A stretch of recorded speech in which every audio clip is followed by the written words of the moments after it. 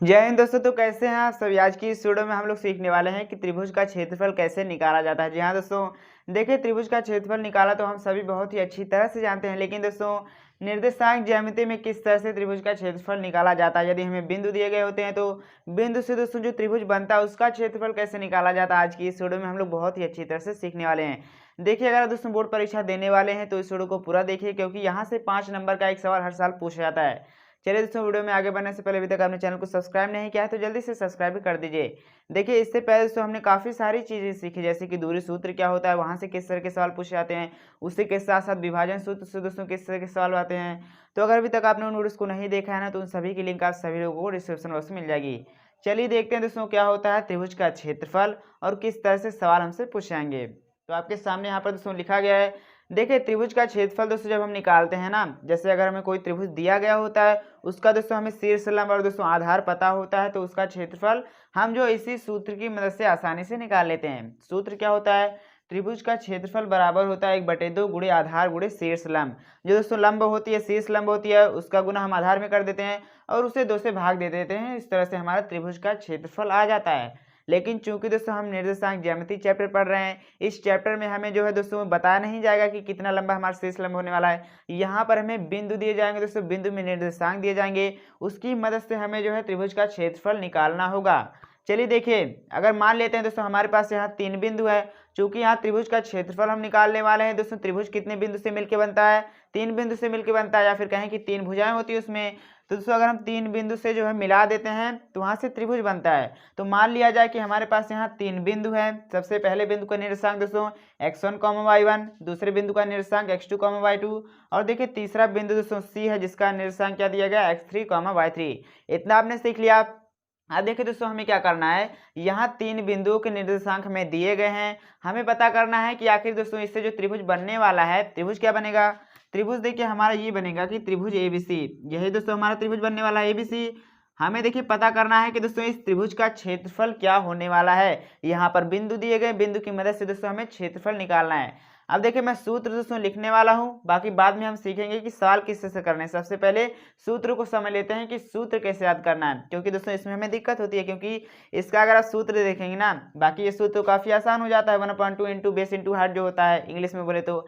लेकिन दोस्तों जो निर्देशांक ज्यामिति में जो सूत्र आता है ना, जो त्रिभुज का क्षेत्रफल निकालने के लिए, बहुत ही लंबा चौड़ा सूत्र है। तो चलिए सीखते हैं कि किस तरह से आपको सूत्र लिखना है। देखिए, अगर दोस्तों हम क्या करते हैं, अगर हम क्या क्षेत्रफल निकालें, यहाँ पर सबसे पहले हम लिख देते हैं क्षेत्रफल त्रिभुज एबीसी का। दोस्तों अगर हमें क्या करना हो, क्षेत्रफल निकालना हो, तो देखिए क्षेत्रफल दोस्तों हम एक सूत्र की मदद से निकालते हैं। सूत्र क्या होता है, सूत्र को दोस्तों आप लिखते हुए चलिएगा। सूत्र ये होता है 1/2। सबसे पहले हम क्या करते हैं, 1/2 दोस्तों, यहाँ पर भी 1/2 लिखा गया, यहाँ पर भी हम 1/2 ही लगाएंगे। फिर देखिए हम यहाँ पर दोस्तों मॉड लगा देते हैं। मॉड जानते हैं ना, पाई जो होती है, पाई के अंदर दोस्तों कोई भी नंबर रहता है तो बाहर निकलता है तो प्लस या माइनस दोस्तों हो जाता है। जैसे कि माइनस रहेगा तो बाहर निकालेंगे तो भी प्लस, प्लस रहेगा बाहर निकालेंगे तो भी प्लस।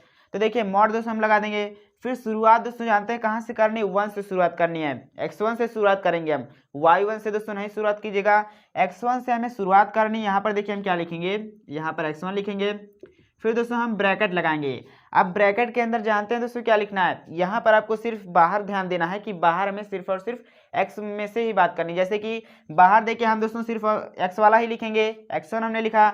अंदर दोस्तों हम क्या करेंगे, 1 के बाद क्या आता है, 2 आता है। देखिए लेकिन दोस्तों y2 यानी कि x2 हम नहीं लिखेंगे, 1 के बाद देखिए 2 आता है, तो हम दोस्तों क्या करने वाले हैं, y2 से शुरुआत करेंगे। क्या लिखेंगे, y2, इसमें से देखिए हम माइनस करेंगे दोस्तों y3। देखिए एक तरह से कहें दोस्तों एक ऑर्डर में चलता है, तो आसानी से हम इसे याद कर सकते हैं। सबसे पहले देखिए हम x1 लिखेंगे दोस्तों, देखिए 1 के बाद दोस्तों 2 आता है तो 2 - 3 लिखेंगे। यहाँ पर आपको ध्यान ये देना है कि बाहर दोस्तों सिर्फ x लिखना है, ब्रैकेट के अंदर हमें y लिखना है। फिर देखिए यहाँ प्लस लगाएंगे, यहाँ x1 लिखा गया था, x1 के बाद दोस्तों क्या आता है, x2 आता है, तो यहाँ पर हम क्या लिखेंगे, x2 लिखेंगे। फिर देखिए ब्रैकेट बंद कर देंगे दोस्तों, ब्रैकेट लगाएंगे। यहाँ देखिए जैसे कि y2 - y3 लिखा गया है, इसके दोस्तों एक तरह से कहें कि ऑर्डर में हम चलने वाले हैं। यहाँ देखिए y2 में से y3 घटाया गया, तो यहाँ पर दोस्तों हम क्या लिखेंगे, यहाँ हम y3 - y1 कर देंगे, y3 - y1। फिर देखिए प्लस कीजिएगा, यहाँ पर दोस्तों x3 लिखिएगा। बाहर मैंने आपको बताया सिर्फ x वाला लिखेंगे, अंदर दोस्तों y लिखेंगे। यहाँ पर आप देख सकते हैं, यहाँ पर देखिए y2 - y3 लिखा गया, यहाँ पर हमने y3 से स्टार्ट किया, उसमें से y1 को माइनस कर दिया। उसी तरह से दोस्तों यहाँ हम y1 लिखेंगे, y1 - y2 कर देंगे। तो इस तरह से देखिए इसे ब्रैकेट को दोस्तों बंद कर देंगे और मॉड लगा देंगे, तो यही हमारा दोस्तों आ चुका है त्रिभुज का क्षेत्रफल। देखिए आपको दोस्तों देखने में भले ही बड़ा लग रहा हो, लेकिन अगर आप एक बार समझ जाएंगे तो बहुत ही आसानी से याद कर लीजिए। जैसे कि देखिए आपको दोस्तों करना ये है कि x से स्टार्ट कीजिएगा, x1 से शुरू कीजिएगा, ब्रैकेट के अंदर दोस्तों क्या देखिए x1 बाहर ही रहेगा, x1 x2 x3 ये दोस्तों ब्रैकेट के बाहर रहेगा, अंदर आपको सिर्फ y लिखना है। जैसे कि यहाँ देखिए x1 है दोस्तों 1 है, तो हम 2 से शुरू करेंगे, y2 माइनस y3, और दोस्तों उसके बाद क्या आएगा, जैसे कि यहाँ देखिए अगर y1 दोस्तों यहाँ है, यहाँ y2 हमारा, यहाँ y3 है, तो हम क्या करेंगे एक बार दोस्तों y2 माइनस y3 करेंगे, फिर y3 के बाद क्या आने वाला है y1 आएगा। अगर एक तरह से हम साइकिल दोस्तों बनाते हैं, इसे सबसे पहले मिटाएं। देखिए अगर दोस्तों एक सर्कल हम बना लें इस तरह से, तो यहाँ देखिए मान लीजिए यहाँ पर दोस्तों y1 लिखा गया, यहाँ हमारा y2 है और यहाँ हमारा क्या है y3 है। अब देखिए हमने क्या किया, हमने दोस्तों y2 में से y3 घटाया, उसके बाद हमने क्या किया y3 में से y1 घटा दिया। यहाँ से देख सकते हैं इसमें से दोस्तों इस, फिर इसमें से इसको, फिर आगे हमने ये किया कि y1 में से y2 को घटा दिया। इस तरह से आप देख सकते हैं, आसानी से दोस्तों आप याद कर सकते हैं। अगर आपने पैटर्न समझ लिया, जैसे कि x1 यहाँ x2 यहाँ x3, y2 में से y3 घटाया, y2 से शुरू कीजिएगा क्योंकि यहाँ दोस्तों 1 लिखा गया है, तो 1 के बाद 2 आता है, तो y2 minus y3, y3 minus y1 और दोस्तों y1 माइनस y2। तो सूत्र आपको सभी दोस्तों याद हो चुका होगा, इसकी मैं उम्मीद करता हूं। अगर कहीं दिक्कत है तो कमेंट बॉक्स में दोस्तों जरूर लिखिएगा, अगली वीडियो में प्रयास करूंगा कि और भी अच्छी तरह से आप लोगों को समझा सकूं। ये सूत्र होता है, मैं हट जाता हूं दोस्तों, आप सभी लोग इसका स्क्रीनशॉट ले सकते हैं। अब आइए देखते हैं सवाल किस तरह से करना है। जल्दी से दोस्तों इसका स्क्रीनशॉट ले लीजिए। अब आइए सीखते हैं कि इसकी मदद से दोस्तों हमें सवाल किस तरह से करना है, सवाल कैसे पूछा जाने वाला है। इसी के ऊपर दोस्तों अगर आप देखेंगे एक और दोस्तों टॉपिक आने वाला है जो कि अभी हम सीखने वाले हैं, इसे हम मिटा देते हैं। तो चलिए दोस्तों इसे हम मिटा देते हैं, आपने इसे नोट भी कर लिया होगा।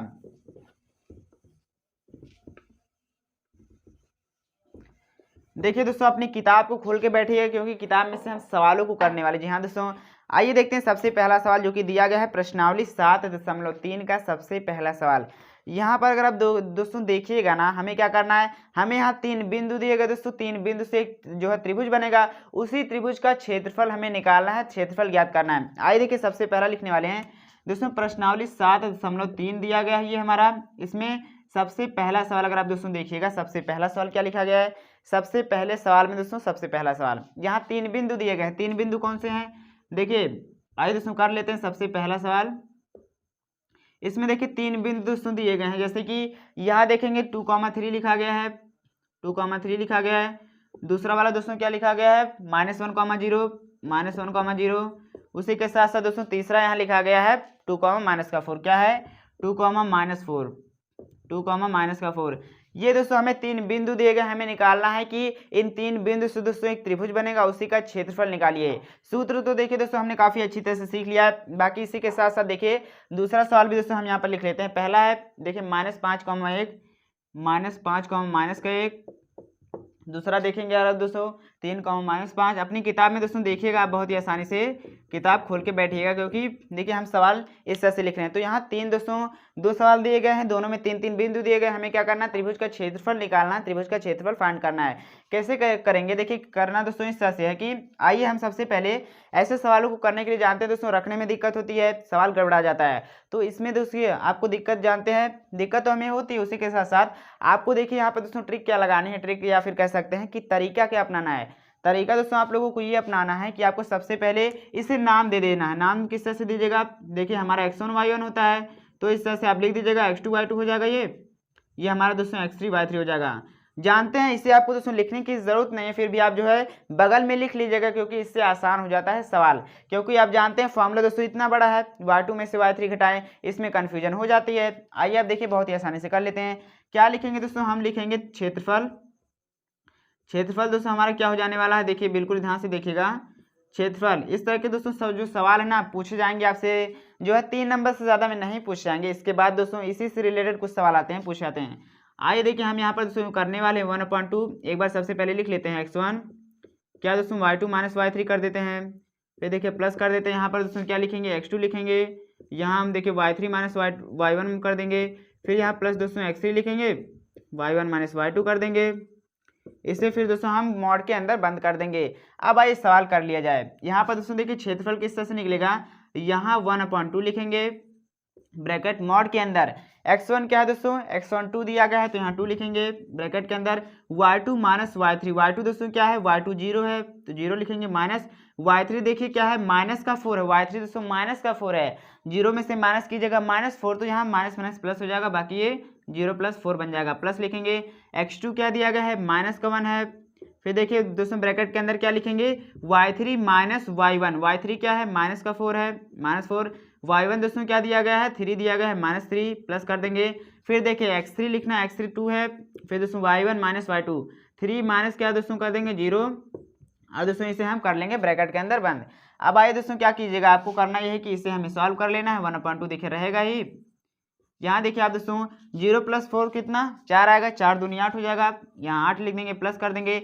यहाँ देखिए दोस्तों कितना हो जाएगा, -7 और माइनस माइनस प्लस यानी +7 जब गुणा करेंगे तो यहाँ देखिए 3 में से 0 हो जाएगा, 3 बचेगा, 3 दूनी 6 हो जाएगा। फिर दोस्तों आइए इसे हम सॉल्व कर लेते हैं, कितना हो जाएगा 1/2 यहाँ लिखेंगे। देखिए जैसे कि दोस्तों यहाँ मॉड लिखा गया है ना, मॉड का काम ये होता है कि अगर यहाँ इसके अंदर माइनस आ जाता है तो उसे प्लस बनाने का काम दोस्तों मॉड का होता है, क्योंकि आप भी जानते हैं दोस्तों, मैं भी जानता हूँ कि किसी भी त्रिभुज का जो क्षेत्रफल होता है कभी भी नेगेटिव नहीं आता, माइनस नहीं आता है। तो मान लीजिए अगर इसके अंदर दोस्तों जो है माइनस भी आ जाता है तो ये तो प्लस बना देगा, बस इसी का काम ये होता है। आइए देखिए जोड़ लेते हैं, 8 7 15 6 21 कितना हो जाएगा दोस्तों, 7 6 13 13 8 21 हो जाएगा। तो इस तरह से हम यहाँ लिख देते हैं 21।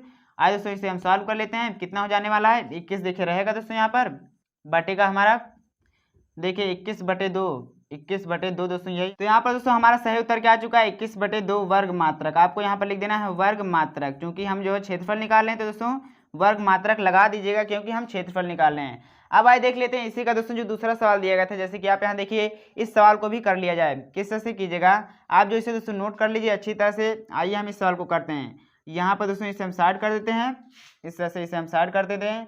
इसके अलावा दोस्तों इस सवाल को देखिए 1/2 लिखेंगे, फिर दोस्तों मॉड लगाएंगे। x1 क्या दिया गया दोस्तों, x1 -5 है, -5 लिखेंगे। फिर ब्रैकेट के अंदर दोस्तों y2 -3 y3 कर देते हैं, -5 -2 कर देंगे। फिर प्लस x2 लिखेंगे, x2 दोस्तों 3 है। फिर हम y3 -y1 करते हैं दोस्तों 2 है, -1 कर देंगे यानी कि 2 + 1 हो जाएगा।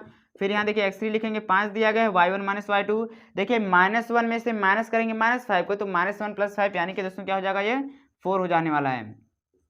तो आप यहाँ देखिए दोस्तों किस तरह से कीजिएगा, यहाँ देखिए 1/2 रहेगा ही, ब्रैकेट के अंदर -5 दोस्तों लिखा गया, इसका गुणा किस में -7 में कर देंगे, -7 जब इसे जोड़ेंगे। प्लस देखिए 3 गुणे दोस्तों कितना हो जाएगा, 2 1 3 हो जाएगा, प्लस कर देंगे 5 गुणे 4। आइए इसे हम हल कर लेते हैं, क्या दोस्तों हो जाएगा 1/2 रहेगा ही। ब्रैकेट के अंदर देखिए 5 7 35 हो जाएगा, प्लस का लिखेंगे, 3 3 9 हो जाएगा, प्लस कर देंगे 5 चौक 20 हो जाएगा। इससे आप दोस्तों हम सॉल्व कर लेते हैं, 1/2 रहेगा। मॉड के अंदर देखिए क्या हो जाएगा 45 दोस्तों, देखिए इसे अगर इसे जोड़ा जाएगा दोस्तों 55 हो जाएगा, 55 5 हमारा हो जाएगा 60 4 64 यानी कि 64 आएगा। बाकी दोस्तों इसे 2 से काट देते हैं, 2 से काट देंगे कितना हो जाएगा 32 वर्ग मात्रक दोस्तों ये हमारा आ चुका है त्रिभुज का क्षेत्रफल।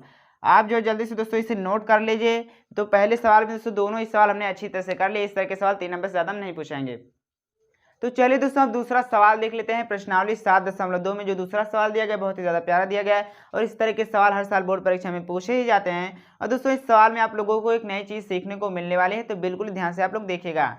सबसे पहले सवाल पढ़ लेते हैं। लिखा गया दोस्तों निम्नलिखित में से प्रत्येक में के का मान ज्ञात कीजिए। यहाँ पर दोस्तों 3 बिंदु दिए गए और उन 3 बिंदु में से किसी एक बिंदु में दोस्तों के दिया गया, उसी के का मान हमें ज्ञात करना है। और दोस्तों कुछ बातें भी कही गई, जैसे कि लिखा गया है कि ताकि तीनों बिंदु संरेख हो। सवाल ये उठता है दोस्तों संरेख किसे कहा जाता है, अभी से हम बहुत ही अच्छी तरह से दोस्तों सीखने वाले हैं। सबसे पहले चलिए यहाँ पर सवाल लिख लेते हैं। देखिए दूसरे सवाल का दोस्तों अगर आप देखिएगा तो दूसरा सवाल दिया गया उसमें दोस्तों सबसे पहला पार्ट है, इसके हमें यहाँ निर्देशांक दिए गए, जैसे कि 3 बिंदु है, एक है हमारा 7 -2 दोस्तों निर्देशांक दिए गए। उसी के साथ साथ लिखा गया है 5,1 और दोस्तों तीसरा दिया गया है ना 3, के।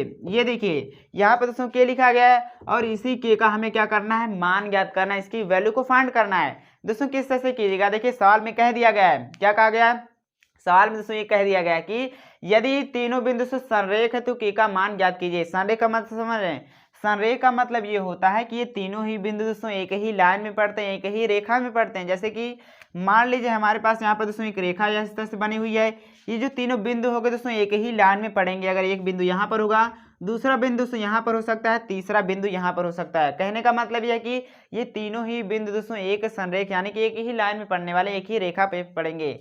अब देखिए सवाल में तो दोस्तों ये कहाँ से आ चुका, हम तो जो क्षेत्रफल निकाल लेते हैं, लेकिन ये कहाँ से आ गया, क्षेत्रफल निकालते निकालते दोस्तों यहाँ संरेख की बात कैसे होने लगी।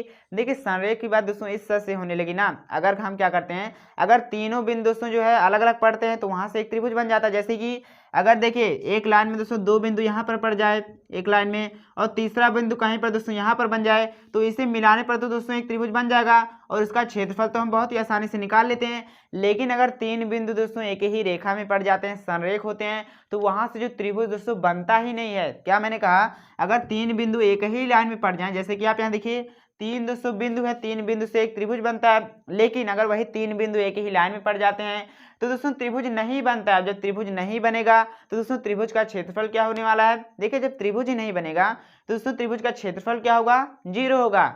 बस वही चीज आप लोगों को दोस्तों यहाँ पर करनी है कि हम क्या करेंगे, चूंकि ये तीनों बिंदु दोस्तों संरेख है तो हम क्या करेंगे, त्रिभुज का क्षेत्रफल निकालेंगे, उसे 0 के बराबर कर देंगे, वहां से दोस्तों एक समीकरण बनेगा, वहां से उसे हल करेंगे और के का मान ज्ञात कर लेंगे। चलिए जैसे सवाल करते हैं। देखिए हम दोस्तों क्या लिखेंगे, चूंकि तीनों जो बिंदु दिए गए संरेख हैं तो त्रिभुज का क्षेत्रफल क्या होगा, 0 होगा। त्रिभुज का क्षेत्रफल 0 दोस्तों क्यों होगा, ये मैंने आज सभी लोगों को अच्छी तरह से बता दिया। देखिए त्रिभुज का दोस्तों क्षेत्रफल, त्रिभुज का क्षेत्रफल इस तरह से हम यहाँ पर लिख देते हैं। त्रिभुज का क्षेत्रफल दोस्तों क्या होने वाला है, देखिए त्रिभुज का क्षेत्रफल बराबर दोस्तों 0 हो जाएगा। क्यों 0 होगा, क्योंकि तीनों बिंदु संरेख है, एक ही रेखा में पड़ रहे हैं। अब देखिए त्रिभुज का क्षेत्रफल कैसे निकालते हैं, 1/2 लिखते हैं, यहाँ पर दोस्तों लिख देते हैं x1 क्या दिया गया है, x1 7 है, y2 माइनस y3 यानी कि दोस्तों 1 माइनस के प्लस x2 क्या है दोस्तों 5 है। देखिए फिर y3 माइनस y1 के में से दोस्तों माइनस की जगह -2 को, तो प्लस का 2 हो जाएगा, प्लस दोस्तों यहाँ x3 लिखेंगे, x3 3 दिया गया है। फिर देखिए y1 माइनस y2 यानी कि -2 -1 बराबर दोस्तों 0 कर देंगे। इतना आपने अच्छी तरह सीख लिया। हमने देखिए तीनों बिंदु संरेख एक ही रेखा में पड़ते हैं तो त्रिभुज का क्षेत्रफल 0 कर दिया। अब देखिए 1/2 दोस्तों इधर भेज देंगे तो 0 हो जाएगा। बाकी जो मॉड लगाया गया है ना, मॉड दोस्तों हम हटा देते, क्यों, क्योंकि यहाँ पर 0 लिखा गया है तो मॉड दोस्तों हम हटा देंगे। आइए इस अंदर को सॉल्व करते हैं। क्या दोस्तों हो जाने वाला है, 7 का गुना इसमें कर देंगे। तो यहाँ देखिए बिल्कुल ध्यान से 7 का गुना इसमें करेंगे 7 होगा, माइनस का 7 गुने के यानी कि 7 के प्लस कर देंगे, 5 गुना के करेंगे 5 के प्लस का दोस्तों 5 दूनी 10, यहाँ देखिए प्लस दोस्तों क्या हो जाएगा, देखिए -2 -1 3 हो जाएगा, माइनस का 3 -3 गुणे -3 यानी कि माइनस का 9 हो जाएगा, बराबर 0 कर देते हैं। आइए इसे हम हल कर लेते हैं, यहाँ से दोस्तों हमारा आंसर आसानी से आ जाएगा। देखिए 5 में से 7 घटाएंगे, माइनस पहली बात तो लगाएंगे 2 के हो जाएगा। फिर देखिए क्या हो जाएगा दोस्तों, 10 में से 9 घटाएंगे 1 बचेगा, 1 और दोस्तों 7 कितना हो जाएगा, 1 और 7 8 हो जाएगा, बराबर 0। यहाँ से आप दोस्तों देख सकते हैं -2 के बराबर कर देंगे, यहाँ माइनस का 8 हो जाएगा, प्लस का इधर लेके आएंगे, माइनस माइनस उड़ा देंगे हम, बचेगा दोस्तों के का मान क्या आ चुका है, के का मान हमारा 8 जाएगा, 8/2। इसे दोस्तों हम काटा पीटी कर देंगे तो 8/2 यानी कि 4 आ चुका है के का मान। तो देखा आपने दोस्तों इस तरह से हमारा के का मान क्या आ चुका है, 4 आ चुका है, जो कि सवाल में हमसे पूछा जा रहा था। हमसे सवाल में कहा जा रहा था के का मान ज्ञात कीजिए। अब दोस्तों के का मान हमने ज्ञात कर लिया। इसी तरह से अगर आप देखिएगा ना, दूसरा सवाल भी दिया गया है,